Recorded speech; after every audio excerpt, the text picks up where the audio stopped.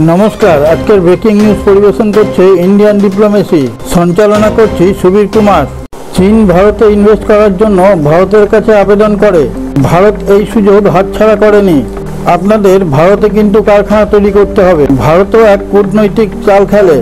ভারত তখন চিন্তা করে নেয় চীনের পয়সাতেই চীনের মার্কেট খাবে। চীন ভারতের ইনভেস্ট করার অর্থ হচ্ছে চীনের বাজারকে আমেরিকা যেভাবে ধ্বংস করে চলেছে। চীন দেখে ভারতবর্ষের এত বড় বাজার ধরা ছাড়া আর কোনো উপায় নেই। চীনকে চেপে ধরে রাখার সুযোগ ভারত হাতছাড়া করেনি। ওয়াশিংটন থেকে বেইজিং তখন হকচকিয়ে যায়। আমেরিকা তখন চিন্তা করে ভারতের সঙ্গে এত শত্রুতামি থাকা সত্ত্বেও ভারত এই পারমিশন দিল কীভাবে। চীনের মার্কেট আমেরিকা যেমন চেপে রেখেছিল, চীন তার থেকে কিছুটা স্বস্তি পেল। আমেরিকা বুঝতে পারছে না চীনকে ভারত এই সুযোগ কেন দিল। চীনকে যে ভারত এই সুযোগ দিচ্ছে তার পেছনে অনেক কূটনৈতিক চাল রয়েছে। ভারত 1 টাকাও ইনভেস্ট না করেও ভারত চীনের সঙ্গে এই পার্টনারশিপ দিলে নিজের ভাগটা সম্পূর্ণ বুঝে নিতে পারবে। চীনের সঙ্গে ভারতের এত শত্রুতামি থাকা সত্ত্বেও চীন ভারতে হাজার হাজার কোটি টাকা ইনভেস্ট করার সিদ্ধান্ত কেন নিল। ভারত যে শুধু চীনের কাছ থেকে টাকাই লাভ করবে তাই নয়, চীনের টাকা খাটিয়েই চীনের মার্কেট ধরবে ভারত। এই কূটনীতি কারোর মাথায় ঢুকবে না। এটা 21 শতকের সব থেকে বড় কূটনৈতিক চাল। এতে আমেরিকাও যেমন হকচকিয়ে যায়, তেমন পাকিস্তানেরও পায়ের তলার মাটি খসে যায়। এর ফলে রাশিয়ার কাছ থেকে তেল কেনার ব্যাপারটাও ভারত অনেক শক্তি সঞ্চয় করে। এই ব্যাপারটা যদি আপনাকে সম্পূর্ণভাবে বুঝতে হয় তাহলে ভিডিওটির সম্পূর্ণটা দেখতে হবে। ভারত তো শুধু ট্রেলার দেখাচ্ছে মাত্র, সিনেমা এখনো দেখায়নি। সিনেমাটা যখন পুরো দেখাবে ভারত তখন সবাই চমকে যাবে। চীন আমেরিকা দুটো শত্রুর মাঝখান থেকে একটাকে ভারত নিজের কাছে টেনে নিল। চীন যখন ভারতের মধ্যে থেকে ব্যবসা করবে তখন ভারতের ক্ষতি আর করার চেষ্টাও করবে না চীন। এবার শুরু থাকলো আমেরিকা। ভারত আমেরিকাকে এবারে কূটনৈতিক খেলা কাকে বলে সেটা দেখাবে খুব ভালো করে। ভারত যে এবার কি কূটনৈতিক খেলা খেলবে সেটা দেখাবে এবার আমেরিকাকে। কূটনীতির খেলা কাকে বলে সেটা তো চাণক্য ভারতকে শিখিয়ে দিয়ে গেছে। সেই খেলা ধরার ক্ষমতা অন্য কারোরই হবে না। এই ভারত 90 দশকের ভারত নয়, এটা 2025 সালের ভারত। এই ভারত চোখ নিচু করে কথা বলার ভারত নয়, এই ভারত চোখে চোখ রেখে কথা বলার ভারত। কারুর কোনো ক্ষতি করবে না, কিন্তু কেউ ক্ষতি করার চেষ্টা করলে তাকে ছেড়েও কথা বলবে না। ভারত সাইলেন্ট ইকোনমিক স্ট্রাইক দেখাচ্ছে। আমেরিকা যখন চিৎকার করে ট্যারিফ লাগাচ্ছে, ভারত তখন এফডিআই এর খেলা খেলছে। একেই বলে 2025 সালের ভারত। কোনো চিৎকার চেঁচামেচি করবে না, যা করার শুধু চুপচাপ সেটা করে যাবে, আর সেটা কেউ বুঝতেও পারবে না। চীনকে ভারতের বাজারে ঢুকতে দেওয়ার মধ্যে অনেক বড় কূটনৈতিক খেলা রয়েছে। একদিকে চীন যেমন ভারতের কবজার মধ্যে থাকবে, তেমনি এবার আমেরিকার সঙ্গে লড়াই করতে ভারতের খুব সুবিধা হবে। ভারতের উপর 50% ট্যারিফ লাগিয়ে আমেরিকা ভেবেছিল ভারতকে দমিয়ে দেবে, কিন্তু এই ভারতকে দমানো আমেরিকার পক্ষে অন্তত সম্ভব না। চীনকে শুধু তাদের টেকনোলজি নিয়ে ভারতে ব্যবসা করার সুযোগ দিচ্ছে, কিন্তু ভারতের অভ্যন্তরীণ কোনো ব্যাপারে ঢুকতে পারবে না। সেই জায়গাটা খুব কষে বেঁধে নিয়েছে। ভারতের এবার রাশিয়ার সঙ্গে ব্যবসা করতে খুব সুবিধা হবে। সেই জায়গায় আমেরিকা আর ভারতের কিচ্ছু করতে পারবে না। আমেরিকা এত কূটনৈতিক চাল কোথার থেকে বুঝবে?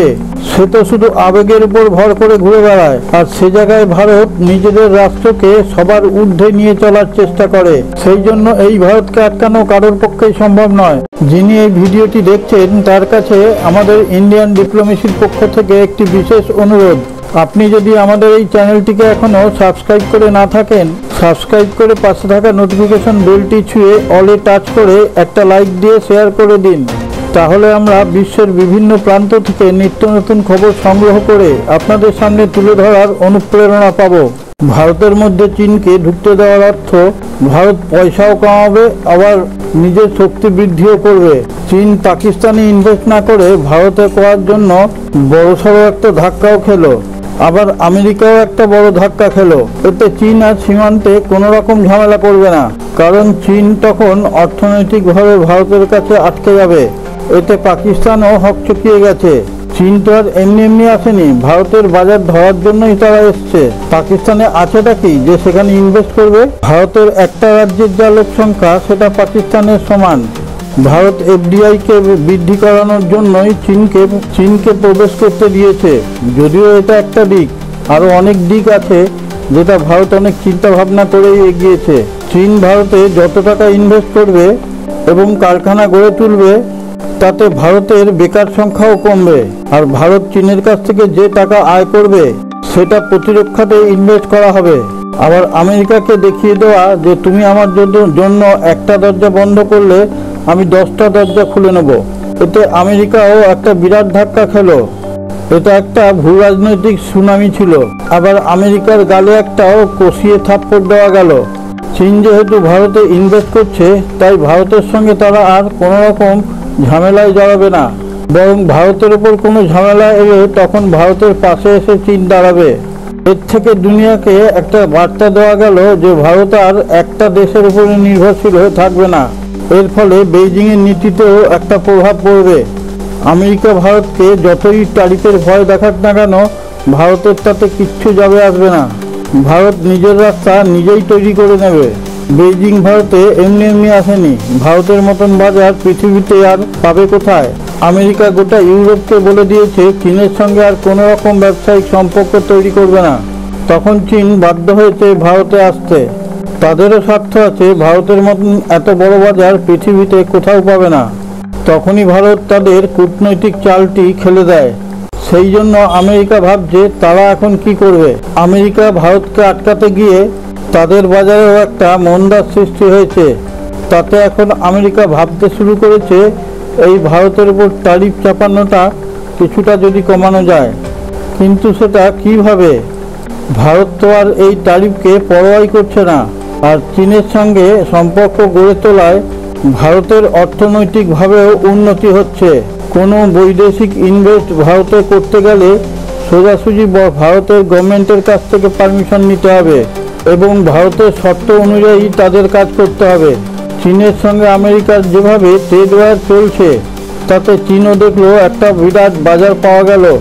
আমেরিকা এখন ভারতের উপর ট্যারিফ লাগিয়ে ফেঁচাকলে পড়েছে, না পারছে এগোতে আর না পারছে পিছোতে। ভারত এমন কূটনৈতিক সুনামি ঘটিয়েছে যাতে আমেরিকার এখন ছেড়ে দেওয়া কেঁদেবাছির মতন অবস্থা। ভারত চীনকে ঢুকতে দেওয়ার অর্থ হলো ভারতের শ্রমিকরা সেখানে কাজ করতে পারছে।